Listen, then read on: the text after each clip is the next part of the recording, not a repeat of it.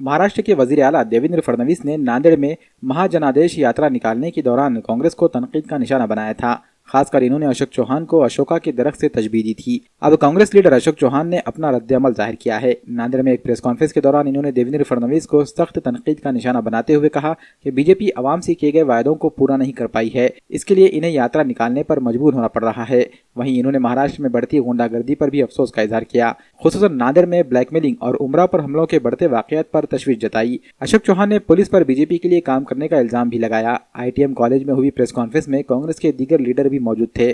कि law and order की परिस्थिति बहुत गंभीर है, टेररिज्म बढ़ता जा रहा है, जनप्रतिनिधियों के ऊपर गोलियां चलाई जाती है, उसके बाद भी अभी भी वो सिलसिला जारी है। उनके लोगों के फैमिली मेम्बर्स पे अभी भी फ़ोन आते हैं। मुझे डॉक्टर्स मिले, डॉक्टर्स ने खुद बयान दिया है कि उनसे भी पैसे मांगे जाते हैं। उनके पास सामने आकर फ़ोन पे किसी से बात करने के लिए कहा जाता है। ये जो क्लासेस चलाते हैं टीचर्स, उनके यहाँ भी जाके पैसे की डिमांड होती है। तो ये बहुत बड़ा रैकेट है जिसके ऊपर कोई नियंत्रण सरकार का नहीं है।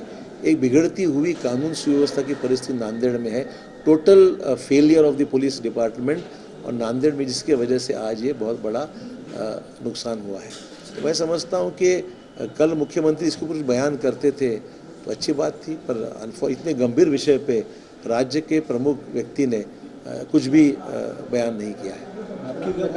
आपने कहा था हमारी भूमिका है कि ये सब मामला ATS को सौंपा जाए, ATS को सौंपा जाए, ATS के जरिए, क्योंकि संदेह जरूर है इसमें कौन कौन मिले हुए। इतने ऐसी कोई चीज़ इम्पॉसिबल तो है नहीं कि किसी को गिरफ्तार करना मुश्किल तो है नहीं, और इतने ये लगभग पिछले साल 1.5 साल से मामला चल रहा है। और यही नहीं, नांदेड़ में कई चीज़ें जो है वो चल रही है। शराब की तस्करी चल रही है। आपने देखा होगा कि ये जो सैंड का मामला है, रेती का मामला है, रेती की चोरी भी बड़े पैमाने पर है। बाहर से लोग आके इन्वेस्टिगेशन, बाहर की टीम आके इन्वेस्टिगेशन करती है। तो ये जितना भी मामला नांदेड़ में चल रहा है वो total failure of the government machinery, और शासन के प्रमुख इसके ऊपर चुप्पी साधे हुए हैं।